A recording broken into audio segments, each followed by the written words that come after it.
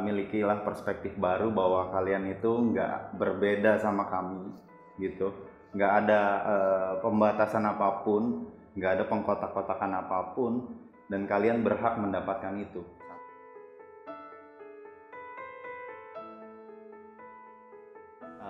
Nama saya Egy Adityo, suaminya dari Nana.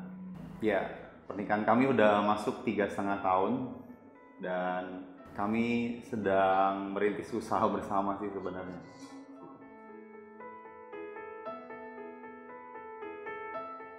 Jadi memang sejak perkenalan itu niatnya saya sama Nana itu mau cari pasangan hidup gitu. Jadi sudah langsung saya tembak duluan seperti itu. Nah, yang meyakinkan pertama kali saya melihat karakternya dulu. Dari mana saya tahu karakternya? Iya, dari perkenalan pertama yang kita lakukan. Seperti itu sih. Belum pacaran, saya nggak tahu sama sekali kan backgroundnya. Nah, kemudian dalam masa pacaran, masa perkenalan, akhirnya dia sedikit demi sedikit kan bercerita tentang dirinya, terus kemudian latar belakangnya, orang tuanya, dan melakukan perkenalan juga sama orang tuanya, sama kakaknya terutama, seperti itu kan. Jadi makin jelas gitu latar belakangnya Kanana seperti apa dalam konteks keluarga. Kalau ditanya perasaannya gimana, secara pribadi sih saya aman-aman aja waktu itu gitu. Cuma memang saat itu kalau yang namanya menikah itu kan nggak cuma keputusan kita pribadi aja ya, dan bukan hanya hubungan saya dengan Nana sendiri, tapi melibatkan keluarga, bahkan keluarga besar kalau misalnya kita punya keluarga besar. Nah, saat itu mungkin dari orang tua pengen kan yang terbaik gitu. Jadi harus dilihat kalau istilah Jawanya itu bebet bibit bobot gitu kan. Nah, dari hal tersebut sebenarnya kalau secara pribadi ada yang cukup mengkhawatirkan, tapi kembali bahwa ketika kita sudah mengenal karakternya, itu yang akhirnya menjadikan kita yakin akan keputusan yang kita ambil.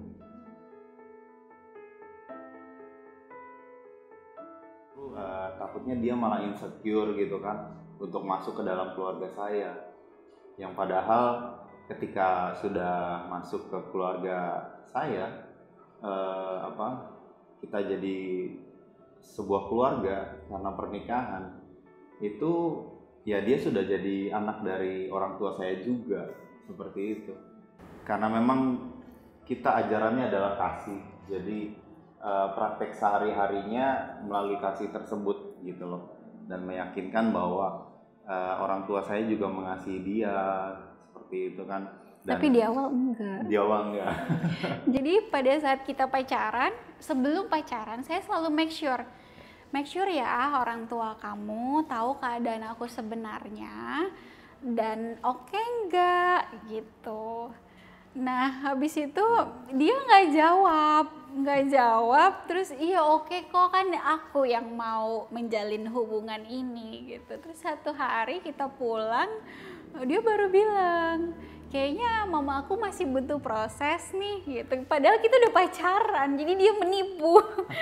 Kita udah pacaran dulu dan aku udah sayang sama dia gitu kan. Terus tiba-tiba menghadapi case yang sama-sama, nih orang tua nih kayaknya berat nih gitu. Jadi di situ aku ngerasa kok begitu gitu. Tapi ya dia meyakinkan aku gitu untuk oke.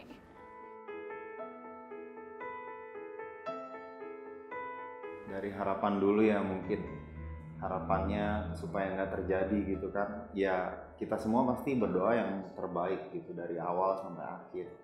Cuman percayalah ketika memasuki sebuah hubungan apapun itu, baik itu pertemanan sekalipun, persahabatan sampai ke pernikahan, pasti akan ada saat dimana kita harus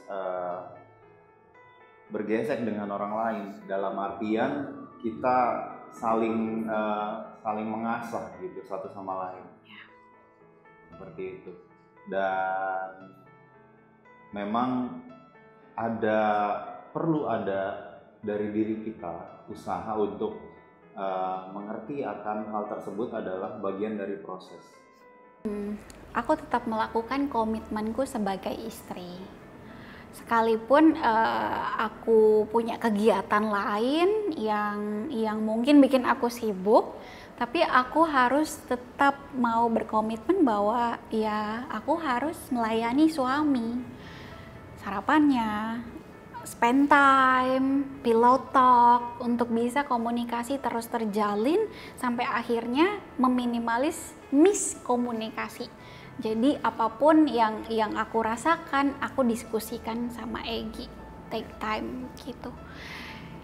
Itu yang aku akan lakukan, dan harapannya semoga kita bisa benar-benar dewasa satu sama lain, memahami satu sama lain, sampai akhirnya nanti kalau Tuhan percayakan kita punya anak, kita benar-benar bisa secure untuk menjagai anak itu. Karena nggak mudah, apalagi kita terbiasa di rumah itu keluarga, biasanya kita terbiasa melihat dia, oh dia kayaknya baik-baik aja, jadi nggak ada lagi melakukan komitmen kayak ya udahlah, udah nikah toh gitu, jadi ya udah nggak usah lakukan apa-apa. Tapi aku terus dipesankan gitu, segala sesuatu yang tidak dirawat akan lusuh pada waktunya. Jadi bagaimana kita mau maintain, merawat rumah tangga itu adalah kunci untuk keharmonisan keluarga. Mungkin tambahan dari saya mengenai konteksnya tidak hanya berbicara tentang pernikahan ya, tetapi diri pribadi kita. Itu ketahuilah bahwa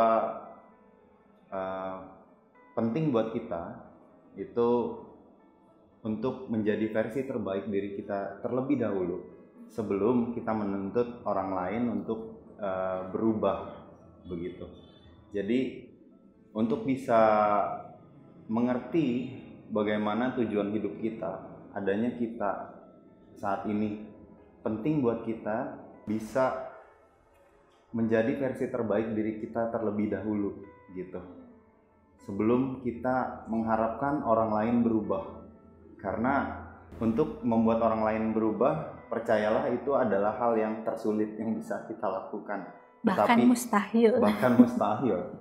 Tetapi merubah diri kita sendiri itu adalah hal yang paling mungkin yang bisa kita lakukan setiap hari. Jadilah versi terbaik diri kamu dan bisa menginspirasi banyak orang, jadi berkat buat orang lain tentunya. Amin. Gitu kan. Dan yang paling penting adalah selalu melihat diri kamu berharga. Thank you.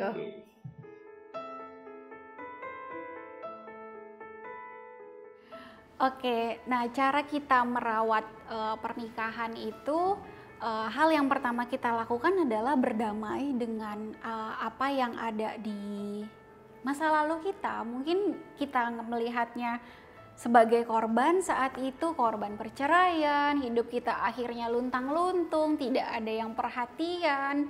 Itu jadi poin-poin yang merasa kita, kayaknya kita korban. Nah, satu titik kita berdamai bahwa apapun yang terjadi, proses yang terjadi dalam kehidupan kita adalah cara Tuhan membentuk kita, membentuk dewasa, berdamai, menerima, dan yang paling utama mengampuni bahwa mungkin dulunya tersiksa dengan keadaan itu, tapi kita sudah mengampuni, berupaya untuk rekonsiliasi terhadap masa lalu masing-masing. Dan ada tips dari aku melakukan namanya 3A, aware, accept sama adapt. Aware itu berbicara tentang orang lain tuh karakternya apa. Kita aware terhadap perbedaan-perbedaan itu. Oh, aku begini, dia begitu. Aku begini, orang tua kita begitu. Aku begini, kakak aku begitu. Aware terhadap perbedaannya. Yang kedua, accept, menerima perbedaannya. Mungkin kalau suami istri, Egi sosoknya rapih banget dan dia telaten, dia sistematis, aku accept itu. Yang mana itu bukan aku banget, aku selebor, pelupa, wah pokoknya ya suka-suka hidupnya. Itu hal yang harus aku terima.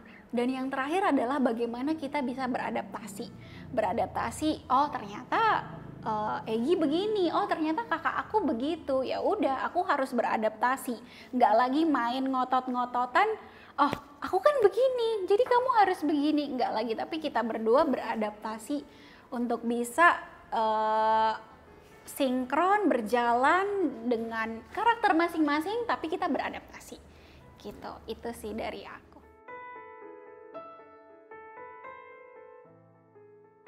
Oke. Nah, sebelum saya masuk ke perspektif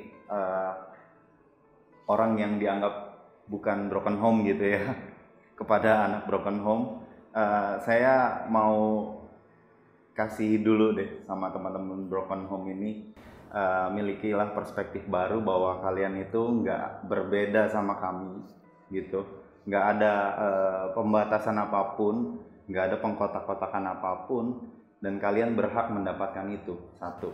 Kedua, milikilah perspektif bahwa kalian juga layak untuk hidup dengan bahagia gitu kan, dengan cara kalian seperti itu. Tetapi dalam hal yang memang positif begitu, tidak lari ke hal-hal yang negatif. Nah, kalau ditanya sudut pandangnya dari sisi mungkin yang keluarganya utuh, melihat ke keluarga broken home, atau teman-teman yang mungkin ada di Bihome ini yang merasa jadi korban dari broken home, ya ini penting buat teman-teman ketahui bahwa kita semua tidak berharap dilahirkan sebenarnya gitu. Kita sendiri pasti tidak berharap, tidak mengharapkan dilahirkan di keluarga broken home, dan kita tidak bisa memilih akan hal itu. Yes. Gitu. Yang bisa kita lakukan adalah berdamai dulu dengan diri kita, kemudian lakukan rekonsiliasi atau pemulihan terhadap hubungan kalian dengan diri kalian sendiri, satu, hubungan kalian dengan Tuhan, kedua, nah ketiga, dengan orang lain di sekitar kalian. Bisa itu dengan orang tua kalian mungkin kalau memang masih berkontak gitu kan, bisa dengan saudara, saudari kalian, kakak atau adik kalian, siapapun itu, lakukan pemulihan. Ketika pemulihan sudah terjadi di dalam kehidupan kalian, percayalah kalian pun akan memiliki semangat untuk bisa menjadi yang terbaik versinya dari diri kalian. Buat para adik-adik, teman-teman yang mau menikah tapi takut, nih biasanya sih wanita ya. Buat para ladies, Bihome, benar, sesuatu yang buruk mungkin bisa aja terjadi. Tapi jangan fokuskan di sana, fokusin bagaimana kita mengantisipasi supaya itu nggak terjadi. Caranya, ya yang pertama sebelum kita pegangan sama pasangan, pegangan sama Tuhan, apapun agamanya, apapun keyakinannya, pegangan sama Tuhan. Karena ekspektasi yang ada di dalam hati kita cuma Tuhan yang bisa. Kalau kita salah menaruh ekspektasinya ke pasangan, ya pasangan kita toh manusia. Seringkali manusia kita melakukan kesalahan. Jadi kunci pertama adalah pegangan sama Tuhan kalian masing-masing. Yang kedua baru pegangan, cari tahu, ikut seminar rumah tangga, marriage seminar itu lumayan banyak. Karena kita nggak diajarin di sekolah. Bahkan di Indonesia itu masih tabu bagaimana kita bisa merawat pernikahan tuh seperti apa sih, karena apalagi kita komunitasnya broken home, otomatis tidak ada panutan yang ideal. Tapi di sekeliling kalian pasti ada panutan yang ideal, di mana om, tante, oma, opa yang punya pernikahan yang harmonis.